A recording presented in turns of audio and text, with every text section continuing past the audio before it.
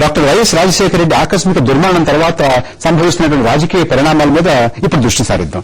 తులసిరెడ్డి గారు, ఎవ్వరూ కూడా జీర్ణించుకోలేనటువంటిది, ఇప్పటికి కూడా లక్షలాది మంది ఇంకా ఒప్పుకున్నటువంటిది, కాంగ్రెస్ పార్టీలో దాదాపుగా ఒక తండ్రిని కోల్పోయినంత బాధ ఇంకా ఉంది. కానీ శూన్యం ఉందా రాజకీయంగా కాంగ్రెస్ పార్టీలో, రాష్ట్రంలో?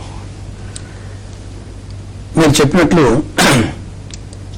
సమకాలీన సమాజంలో, ఎస్పెషల్లీ ఆంధ్రప్రదేశ్ అటు రాజకీయ చరిత్రలో కానీ మిగతా అనేక రంగాల్లో కానీ రాజశేఖర రెడ్డి గారిలా ప్రభావితం చేసినటువంటి వ్యక్తి ఇంతవరకు ఎవరూ లేరు.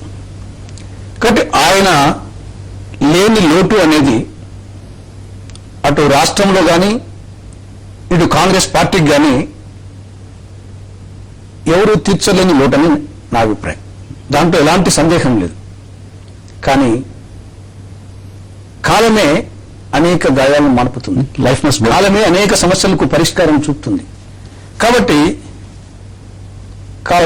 కాలగణంలో అనేకం జరగచ్చు. దానికి తోడు కాంగ్రెస్ పార్టీ 124 సంవత్సరాల చరిత్ర కలిగినటువంటి అతి ప్రాచీనమైన పార్టీ. ఈనాడు ఆ పార్టీకి ప్రపంచ స్థాయిలోనే పేరుగాంచిన త్యాగశీలి సోనియా గాంధీ గారు ఏఐసిసి అధ్యక్షురాలుగా ఉన్నారు. కాంగ్రెస్ పార్టీ అధిష్టాన వర్గంలో అనేక మంది విజ్ఞులు, ప్రాజ్ఞులు, అనుభవజ్ఞులు, రాజనీతిజ్ఞులు ఉన్నారు. కాబట్టి ఏదో ఒక వారి మార్గదర్శకత్వంలో రాబో కాలంలో ఈ యొక్క గాయాన్ని మాన్పడం జరుగుతుంది. అంటే పార్టీకి చాలా పెద్ద దెబ్బ. బహుశా కోలుకోలేదేమో, అంత ఇదిగా పార్టీని ఒక తాటి మీదకి తీసుకొచ్చి నడిపించి ఎదురులేనటువంటి నాయకత్వం ఇచ్చి ఎవ్వరూ కూడా అటు ఇటు బెసగకుండా చేయగలిగినటువంటి శక్తి సామర్థ్యం నాయకుడు మరొకరు లేరేమో. దానివల్ల పార్టీ నష్టపోతుందేమో అనేటువంటి వాదన, అభిప్రాయం కూడా కనపడుతుంది. డెఫినెట్ గా దాంట్లో ఎలాంటి ఆ యొక్క అభిప్రాయం రావడంలో దానికి ఎలాంటి సెకండ్ థాట్ లేదు. కానీ నేను చెప్పినట్లు కాంగ్రెస్ పార్టీకి అతి చరిత్ర కలిగినటువంటి పార్టీ, అధిష్టాన వర్గం ఉంది, అందరూ అనుభవజ్ఞులు ఉన్నారు అక్కడ. మూడవది, కాలం అనేక సమస్యలకు పరిష్కారం చూపుతుంది. కాబట్టి రాబో రోజుల్లో ఇప్పుడున్న ప్రభుత్వం కానీ రాబో ప్రభుత్వాలు కానీ ఎవరు ముఖ్యమంత్రి ఉన్నా రాజశేఖర రెడ్డి గారు ఆ రూపకల్పన చేసినటువంటి, ప్రారంభించినటువంటి, కొనసాగిస్తున్నటువంటి ఈ పథకాలు, అవి జలయజ్ఞం కానీ, ఆరోగ్యశ్రీ కానీ, లేకుంటే పావుల వడ్డీ కానీ, విద్యార్థులకు ట్యూషన్ ఫీజు రియంబర్స్మెంట్ కానీ, లేకుంటే వృద్ధాప్య పెన్షన్లు కానీ, ఇటువంటి అభివృద్ధి కార్యక్రమాలు, సంక్షేమ కార్యక్రమాలు, మిగతా ఉపాధి కార్యక్రమాలు రాబోయే రోజుల్లో ఆయన ఒక మార్గం చూపించారు, ఒక వెరబడి చూపించారు. ఇది ప్రజామోదం పొందినటువంటి, కొన్ని వేరేటుండొచ్చు కాంట్రవర్షియల్, కానీ ఈ పథకాలన్నీ ప్రజామోదం పొందినటువంటి అభివృద్ధి పథకాలు, సంక్షేమ పథకాలు. ఆయన వేసినటువంటి బాట రాష్ట్ర కాంగ్రెస్ పార్టీ అదే బాటలో నడుస్తుంది అంటే నడవక తప్పదు. బలరాం నాయక్ గారు, మీకు ఏం దృశ్యం కనపడుతుంది, ఎలా ఉంది? కాంగ్రెస్ పార్టీ సార్ రాజశేఖర రెడ్డి గారు చేసిన అభివృద్ధి మామూలుగా ట్రైబల్లో మీరు చూడండి, ఏజెన్సీ ఏరియాలు, మా భద్రాచలం కానీ, పిలపాక కానీ, ములుగు కానీ, మా ఏజెన్సీ ప్రాంతంలో కూడా ఇవాళ చేసిన అభివృద్ధి పథకాలు ఏ గవర్నమెంట్ లో కూడా జరగలేదు. అలాంటి పథకాలు చేశారు. ప్రతి ఒక్కరికి. ఇప్పుడు ఆయన లేరు, పరిస్థితి ఏమిటి? అతను లేరు కాబట్టి ముఖ్యంగా ఈ ఖాళీ భర్తీ అవుతుందా? భర్తీ అవుతుంది సార్. ఎలా భర్తీ అవుతుందంటే జగన్ గారికి ముఖ్యమంత్రి చేస్తే తప్పకుండా భర్తీ అవుతుంది. ఎలాగంటే ఆయన చేసిన అభివృద్ధి స్కీమ్స్ అన్ని ఆల్రెడీ మనం ఒక జనరల్ గా మా ట్రైబల్ వాళ్ళు చెప్పినట్టు ఒక దారి వేసేసారు. ఫారెస్ట్ లో నడుస్తుంటే ఆ దారి పడిపోతుంది. అలాంటి దారి వేసిపోయారు. అతను ప్రాజెక్ట్ అని వేసిపోయారు. స్కీమ్స్ అని ఇలా చేయాలి, ఆరోగ్యశ్రీ అనేది ఇలా చేయాలి, 108 అనేది ఇలా చేయాలి, అన్ని దారులన్నీ నేర్పించి పోయారు. కాబట్టి అది ఆయన వల్లనే, ఆయన వారసు వల్లే ఆ భర్తీ అవుతుందని నాకు నమ్మకం ఉంది. బలరాం నాయక్ గారు అంటున్నారు, చాలా మంది అంటున్నారు, ఎమ్మెల్యేలు అంటున్నారు, మంత్రులు అంటున్నారు, కాంగ్రెస్ వర్కింగ్ కమిటీ సభ్యులు వెంకటస్వామి గారు కూడా ఇందాక ఆయనకి ఇస్తేనే సబబు అనేటువంటి మాట మాట్లాడారు. కానీ ఎక్కడో ఒక చోట ఆయనకు అనుభవం లేదని, చాలా చిన్నవాడని, ఇంకా నేర్చుకోవాల్సినవి చాలా ఉన్నాయని ఆ మాట కూడా వినపడుతుంది. నేర్చుకోవలసినవి చాలా ఉండొచ్చు సార్. నేర్చుకోవలసిన లేదని నేను అంటున్నాను. ప్రతి మనిషిని నేర్చుకుంటూ ఇంకో నేను నేర్చుకోవాలనే ఉంటుంది. కాబట్టి నేర్చుకోవాల్సిన లేదనేం లేదు. ముఖ్యంగా ఇప్పుడు అతనితో నేను పార్లమెంట్ సభ్యుడిగా పక్కనే కూర్చున్నాను. మేము రోజు పక్కనే కూర్చుంటాం. ఎందుకంటే ఆయనది 86 నంబర్, నాది 87. పక్కన రోజు కూర్చుంటున్నాం. ఆయన ఏదో ఒకటి తెలుసుకుంటూనే ఉన్నారు. మామూలు సామాజిక మానవుల గురించి, బడుగు వర్గాల గురించి, ఎస్టీ ఎస్సీ బడుగు వర్గాల బలైన వర్గాల గురించి. నేను కూడా ఒక ట్రైబల్ వ్యక్తిని లంబాడి కాబట్టి నన్ను కూడా రోజు అలా ట్రైబల్ ఏజెన్సీ ఏరియాలో ఎలా ఉంటుంది, ఆ ఏరియాలో ఎలా ఉంటుంది, పిల్లల హాస్టల్లో ఎలా ఉంటుంది, ఈవెన్ హాస్టల్ పిల్లలకు ఈ వర్షాకాలంలో ఏమి ఇస్తే బాగుంటుంది, డైనేజ్ ఎలా ఉన్నాయి, వాళ్ళకి బెడ్షీట్స్ ఎట్లా, వాళ్ళకు హాస్పిటల్లో మామూలుగా చిన్న హాస్పిటల్స్ ఉంటాయి సార్. మామూలు విలేజ్ హాస్పిటల్లో వాళ్ళకి టాబ్లెట్ వేయడం ఎలా, వాళ్ళకు ఇప్పుడు గైనిక్ ట్రైబల్ ఏజెన్సీ ఏరియాలో ప్రతి ఒక్కటి అతను జనరల్ గా అన్ని తెలుసుకుంటూనే ఉంటాడు రోజుకు. ఈవెన్ జనరల్ ఆదిలాబాద్ లో కూడా అలా అక్కడ ట్రైబల్స్ ఎలా ఉన్నారు, ఇప్పుడు భద్రాచలంలో ఏజెన్సీ ఏరియాలో మళ్ళా అక్కడ ఆదివాసులు ఏంది, గూడెంలో ఉన్నది, తండాలో ఉన్న ప్రాబ్లమ్స్ ఏంటిది, తండాలో రోడ్స్ కావాలన్నా లేదా వాటర్స్ కావాలన్నా, బోర్వెల్ వాటర్ అయితే బాగుంటుందా, మామూలు బావి వాటర్ అయితే బాగుంటుందా. వయసు సరిపోదని అంటున్నారు. వయసు అలా అనుకుంటే సార్ 33 సంవత్సరాలలో కూడా రాజశేఖర రెడ్డి గారు పీసీ ప్రెసిడెంట్ అయ్యారు. అప్పుడు గవర్నమెంట్ వస్తే ముఖ్యమంత్రి శరద్ పవార్ గారు అయ్యారు. మరి అలాంటి వాళ్ళు చూసుకుంటే మహానీయులు ఎంతో మంది 33-35 ఇయర్స్ లో ఎంతో మంది ముఖ్యమంత్రులు అయ్యారు. అలాగనే అందరూ రాజకీయంలో మళ్ళీ అది అందులో కాకపోయినా జగన్ గారికి ఏంటంటే పల్లెలలో ఎక్కువ అటాచ్మెంట్ ఉంది. జనరల్ గా ఇప్పుడు అయినా మహానీయులు అందరూ పల్లెల నుంచి వచ్చిన వాళ్ళే కాబట్టి పల్లెల నుంచి వచ్చిన వాళ్ళు మన మామూలుగా జనరల్ గా వచ్చిన వాళ్ళు సిటీ క్యాపిటల్ సిటీ పుట్టి పోయిన పల్లెల నుంచి వచ్చిన వాళ్లకు మామూలుగా తొందరగా క్యాచ్ అప్ చేసుకుంటారు. అతను రాజకీయంలో యూత్ లో ఉన్నప్పుడు జిల్లా రాజకీయాలు నడిపారు. అతను ఈ మొన్న ఎంపీ 3 months లో ఉన్నప్పుడు కూడా మేము 3 months నుంచి ప్రతి చోటుకు మాకు తీసుకెళ్లేవాడు.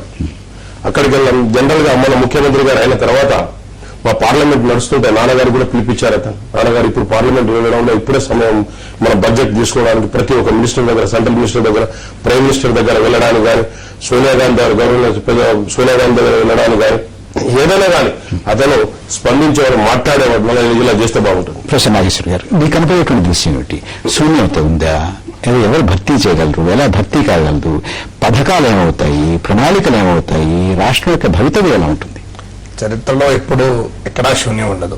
చరిత్రలో పరిణామాలు వస్తూనే ఉంటాయి. అయితే రాజశేఖర రెడ్డి గారు మాత్రం ఒక బలమైన ప్రభావాన్ని చూపిన నాయకుడు. ఎందుకంటే ఆయన కొన్ని ప్రత్యేకమైన లక్షణాలు ఉన్నాయి. ఒకటి, ఒక నిత్య అసమ్మతివాదిగా రాజకీయ జీవితాన్ని ప్రారంభించి పార్టీని ఒక అప్రతిహతంగా ఐక్యతగా ఉంచడం వరకు ఆఖరికి ఆయన ప్రత్యర్థులు మాట్లాడటానికి కూడా సాహసించిన స్థాయికి కాంగ్రెస్ పార్టీని తీసుకొచ్చాడు.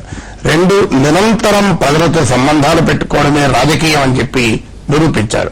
ఒక ప్రతిపక్ష నాయకుడిగా పాదయాత్ర చేసినప్పుడు కానీ ముఖ్యమంత్రిగా నిరంతరం ప్రజలతో ఉన్నాడు. 3వది, అనేక విషయాలపైన అపారమైన అధ్యయనం. నేను శాసన మండలిలో కూడా చూశాను. యూకదంపుడు ఉపన్యాసాలు ఎప్పుడు ఇవ్వలేదు. విషయ పరిజ్ఞానంలో చాలా చాలా లోతుగా అధ్యయనం చేసి ఏ విషయంలో మాట్లాడేవారు. 4, అది శాసనసభలో కానీ బయట కానీ తాను చెప్పదలుచుకున్న దాన్ని చాలా సూటిగా ప్రజలకు చెప్పగలిగేవాడు. రాజకీయ ప్రత్యర్థులను ఏకీపారేయడంలో ఆ రాజకీయ చర్చ ఒక క్రీడగా భావించి ఆస్వాదించేవాడు, ఆనందించేవాడు. ఇవన్నీ రాజకీయ నాయకులకు ఉండాల్సినటువంటి ఒక పరుసు లక్షణాలు. అన్నిటికీ మించి ఒక నిర్ణయాలు తాను తీసుకోదలుచుకుంటే, తాను ఒక నిర్ణయం తీసుకుంటే ప్రపంచం అడ్డొచ్చినా వెనక్కొచ్చేవాడు కాదు. అటు ఇటు ఊగిసలాడేటువంటి సవాల్ లేదు. చాలా ఫర్మ్ గా డిసిషన్ మేకింగ్ తీసుకునేవాడు. చాలా తొందరగా తీసుకునేవాడు. వ్యూహాత్మకంగా రిస్కులు తీసుకునేవాడు. ఇప్పుడు మీరు తెలంగాణ ఇష్యూ పైన చూడండి, చాలా మంది అటు ఇటు ఊగిసలాడారు. ఆయన తీసుకున్న స్టాండ్ తప్ప అది వేరే విషయం, అది చర్చించుకోవచ్చు. మావోయిస్టుల విషయంలో కూడా తప్ప అది వేరే విషయం. కానీ వ్యూహాత్మకంగా రిస్కులు తీసుకుని ఆ రిస్కుల్ని ఛాలెంజ్ గా తీసుకుని చాలా సందర్భాల్లో విజయవంతంగా బయటకొచ్చాడు. తెలంగాణ ఇష్యూ పైన చాలా మంది అనుకున్నారు తెలంగాణకు వ్యతిరేకంగా ఇంత బహిరంగ స్టాండ్ తీసుకుని బయటపడగలుగుతున్నాం అన్నారు.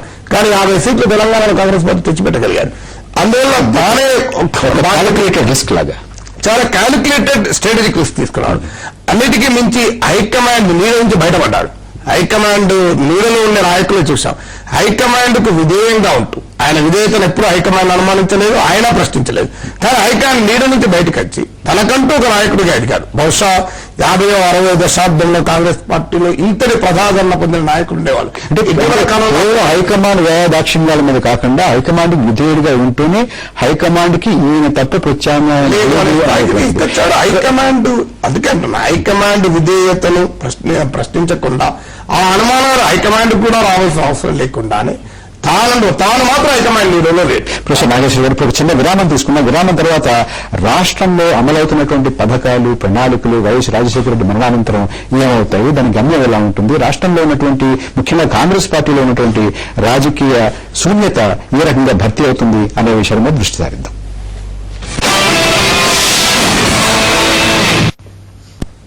డాక్టర్ రాజశేఖర రెడ్డి ఆకస్మిక మరణానంతరం ఉన్నటువంటి రాజకీయ పరిస్థితి గురించి చర్చించుకుంటున్నాం. తులసిరెడ్డి గారు, ఎవరు భర్తీ చేస్తారు, ఎలా భర్తీ చేస్తారు, విశ్వాసం ఎలా ఉంటుంది? మొత్తం అంటే గత 5-6 సంవత్సరాలుగా కాంగ్రెస్ పార్టీ వైఎస్ రాజశేఖర రెడ్డి నాయకత్వంలో ముఖ్యంగా ముందు పెడుతున్నది విశ్వసనీయత.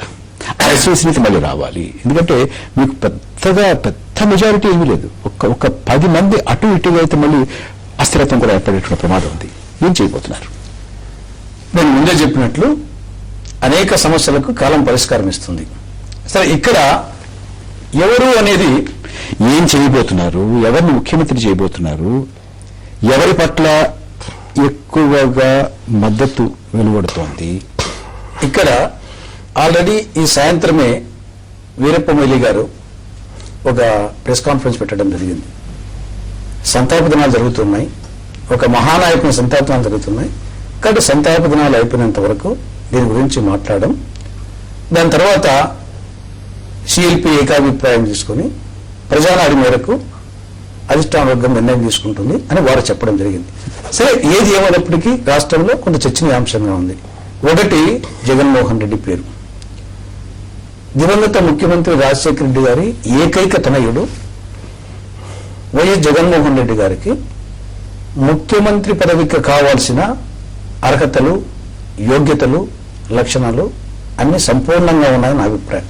అతను యువకుడు, ప్రజాకర్షణ కలిగినటువంటి నాయకుడు, రాజకీయ పరిపక్వత, విజ్ఞత కలిగినటువంటి నాయకుడు. ప్రత్యేకించి కడప జిల్లా వాసిగా, పులివెందుల వాసిగా నేను మరీ సంతోషపడతా. అది ఒక ఆస్పెక్ట్.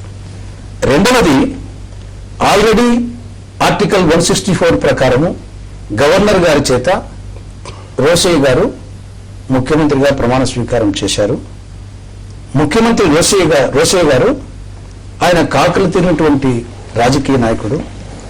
ఒకసారి ఎంపీగా, 2 సార్లు ఎమ్మెల్యేగా, 4 సార్లు ఎమ్మెల్సీగా, 5 మంది ముఖ్యమంత్రుల క్యాబినెట్లో మినిస్టర్గా, ఈ దేశంలో ఎవరూ ప్రవేశపెట్టిన 13 సార్లు రాష్ట్ర బడ్జెట్ను అసెంబ్లీలో ప్రవేశపెట్టిన వ్యక్తిగా, ఒకసారి పిసిసి అధ్యక్షులుగా, ఒక కాకలు తీరినటువంటి రాజకీయ నాయకుడు ఆల్రెడీ ముఖ్యమంత్రిగా ప్రమాణ స్వీకారం చేసి అక్కడ ఉన్నారు. అది ఒకటి. రెండవది. మూడవది, ఆయన రాజశేఖర రెడ్డి గారికి అత్యంత ఇష్టడు, అత్యంత ఆయన గౌరవించేటటువంటి వ్యక్తి. రాజశేఖర రెడ్డి గారు రూపకల్పన చేసినటువంటి అనేక విధానాలలో ఈయన భాగస్వామి, వాటి ఇంప్లిమెంటేషన్ లో కూడా ఈయన భాగస్వామి. అటువంటి వ్యక్తి 164 ఆర్టికల్ ప్రకారము ఆల్రెడీ ముఖ్యమంత్రిగా ఆ స్థానంలో ఉన్నారు. అది రెండో విషయం. మూడో విషయము, కేంద్రంలో అంటే ఆయన ఇప్పుడు 164 ఆర్టికల్ కింద ముఖ్యమంత్రి ఆపద్ధర్మం మరోటి రాజ్యాంగంలో లేవు. ముఖ్యమంత్రిగా ప్రమాణ స్వీకారం చేశారు. ముఖ్యమంత్రిగా ప్రమాణ స్వీకారం చేసిన తర్వాత ఎవరు ఏమిటి అని అసలు విషయం మాట్లాడుకోవాలా? సరే, ఇది ఇంకా ఉండదు.